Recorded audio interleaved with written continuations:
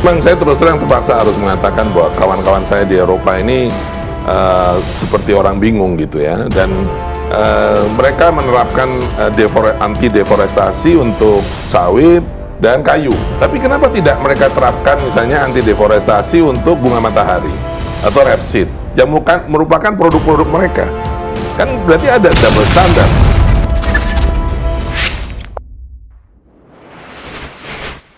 Munafikan Eropa terungkap, rampas 15.000 ton biodiesel sawit RI tetapi gugat sana-sini. Sahabat bagi-bagi, kemunafikan Eropa diungkap dunia. Eropa malu karena kemunafikan ini terungkap di depan 194 negara PBB. Eropa si paling rajin gugat sawit Indonesia. Ternyata telah rampas 15.000 biodiesel sawit Indonesia. Lucunya mereka yang menggugat sana-sini, justru sangat membutuhkan dan menikmati sawit Indonesia. Sungguh munafik negeri satu ini.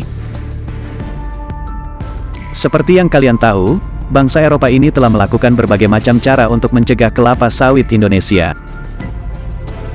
Mulai dari yang pertama dulu, adalah Black Campaign, alias kampanye hitam kelapa sawit Indonesia, di mana mereka mengatakan bahwa kelapa sawit itu tidak sehat, kelapa sawit itu merusak lingkungan.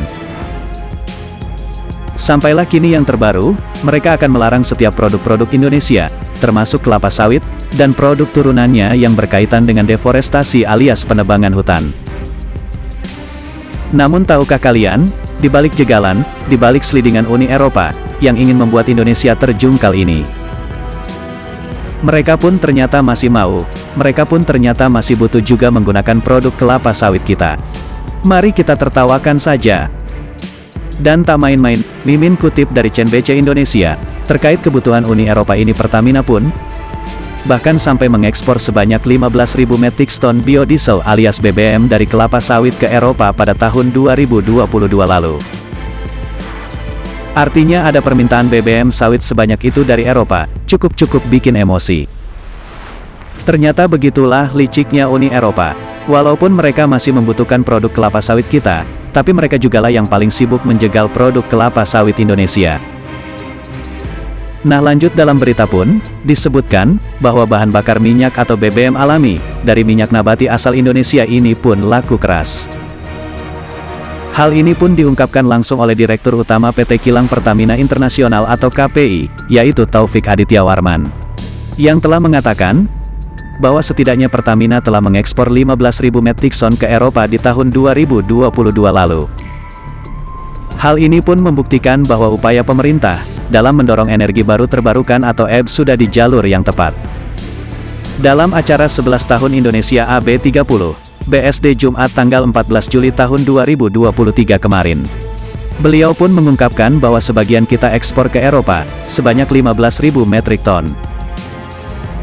Bapak Taufik pun menuturkan bahwa Pertamina sendiri akan terus menggenjot produksi bahan bakar nabati dalam rangka mendukung target net zero emission di tahun 2060 mendatang. Bahkan untuk di Kilang Cilacap, pihaknya sejauh ini berhasil memproduksi sebanyak 3.000 barel per hari. Dan beliau pun mengungkapkan bahwa hasil produksi BBM sawit di Kilang Cilacap itu telah digunakan dalam berbagai event internasional seperti untuk generator di G20 hingga Formula E. Bahkan kedepannya KPI, atau PT Kilang Pertamina Internasional ini pun, berencana bakal meningkatkan produksi biodiesel plant di Cilacap, mencapai 6.000 barel per hari, atau naik 2 kali lipat dari produksi saat ini. Sahabat bagi-bagi, kemudian selain di Cilacap Bapak Taufik pun mengungkapkan, bahwa pihaknya juga akan meningkatkan pasukan diesel berbasis minyak sawit CPU, atau Green Diesel dari Dumai, dan juga Pelaju, sehingga bisa menjamin keberlanjutan program biodiesel, dan konsisten mengurangi impor bahan bakar minyak, dari negara-negara asing. Ia pun menjelaskan bahwa saat ini kapasitas Cilacap 3.000 menjadi 6.000, Dumai 1.000, dan Laju saat ini sudah tadi sampai 20.000 barel per hari. Kini sudah jelas bahwa program kelapa sawit Indonesia semakin gacor nih.